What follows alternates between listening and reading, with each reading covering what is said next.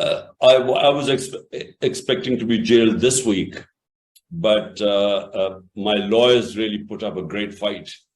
But I have no doubt that it's a question of time, whether it's on Monday or some other day next week. I'm convinced they're going to put me in jail because every day I have more cases registered against me.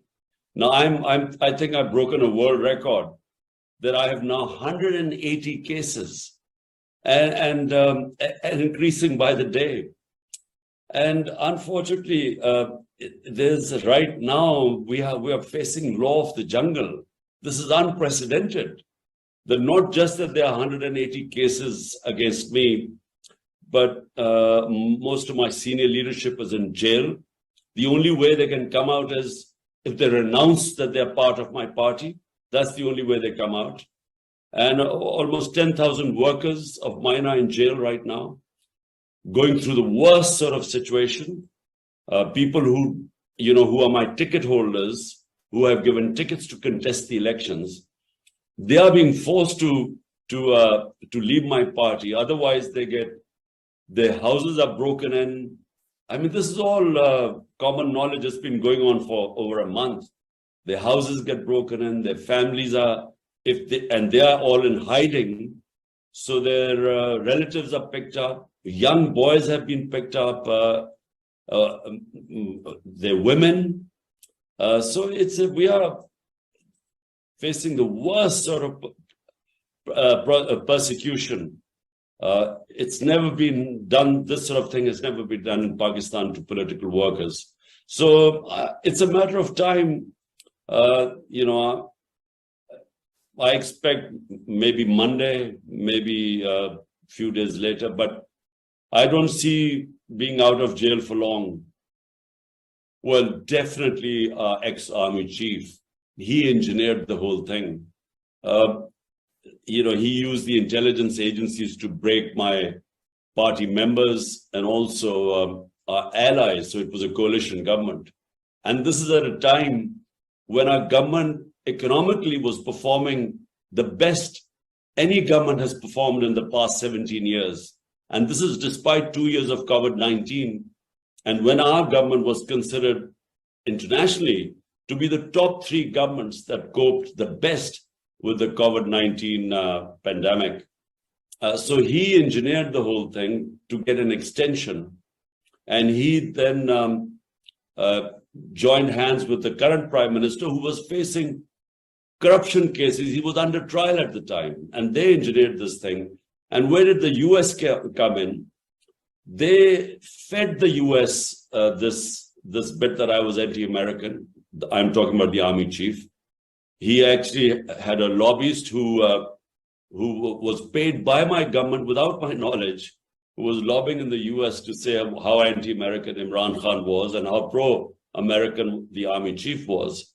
So yes, there was the US interference came in when their Undersecretary of State spoke to Ambassador 6th March 22. And the ambassador then sends me the cipher, which says that ambassador sends me the cipher, which says that unless the Prime Minister Imran Khan is removed in a vote of no confidence, there would be consequences for Pakistan. And then the vote of no confidence was tabled the next day. And then within weeks, my government left. But we now realize that it was engineered by our army chief rather than engineered from Washington. But that's what we think. Well, look, let me first clarify what my position on foreign policy is. Look, Pakistan's foreign policy must be for the people of Pakistan. And why? Because 100 million Pakistanis are vulnerable, 50 million below the poverty line, and 50 million just above it. So when I came to power, I specifically spoke about how we were going to try and lift our people out of poverty.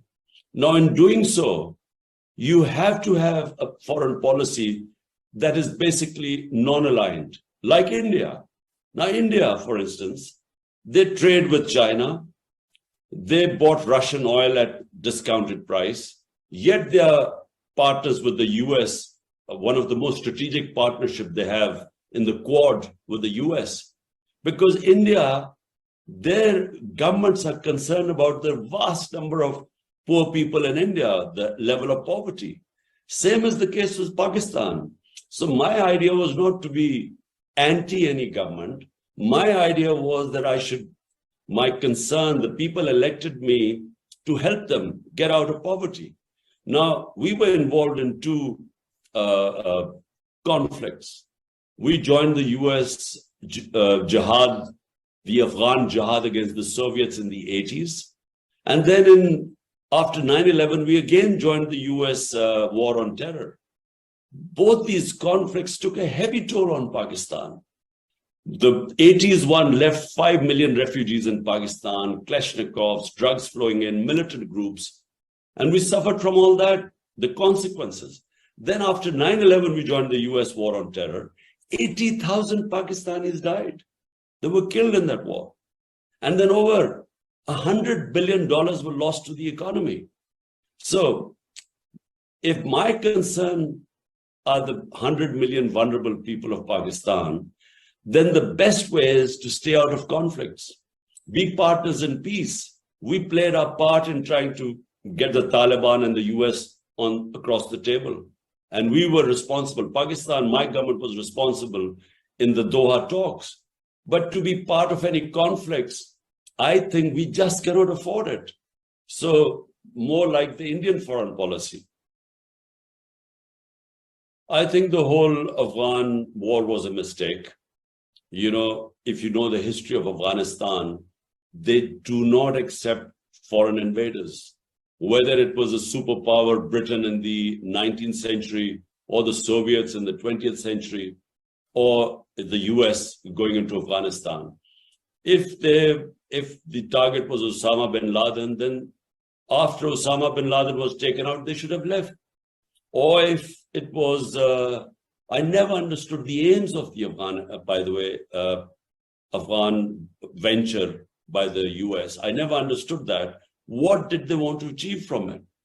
If it was to install democracy there, well, it wasn't going to happen through the barrel of a gun. If it was to liberate the Afghan women, never in human history has another country come to liberate someone's women. So if it was just, from what I could understand, it was to Osama bin Laden was the terrorist. And they thought that Taliban were harboring him. So when the Taliban government was removed, they should have left, because the longer they stayed, the more the resistance started building up, because it's in the Afghan nature to resist foreigners. It's their history. So, and yet there was no clear aim. What was victory going to be in Afghanistan? So to answer your question, in the end, I didn't think Joe Biden had much option left. I mean, they had to withdraw from Afghanistan sometime or the other. The only problem was the way the withdrawal took place. Now, I again don't blame Joe Biden, because he wasn't supposed to know that Ashraf Ghani would take off in the middle of the night. The president would leave the country. And the moment he left the country, the whole Afghan army collapsed. By the way, Afghan army was already collapsing. So no one was expected to, Biden wasn't expected to know that there were 300,000 Afghan army would just collapse and that the president would take off. Because all of us, we sitting in Pakistan, thought there would be a civil war. There would be, 300,000 Afghan army it would take a long time. When I met President Trump, this was almost 2 years before what happened in Kabul.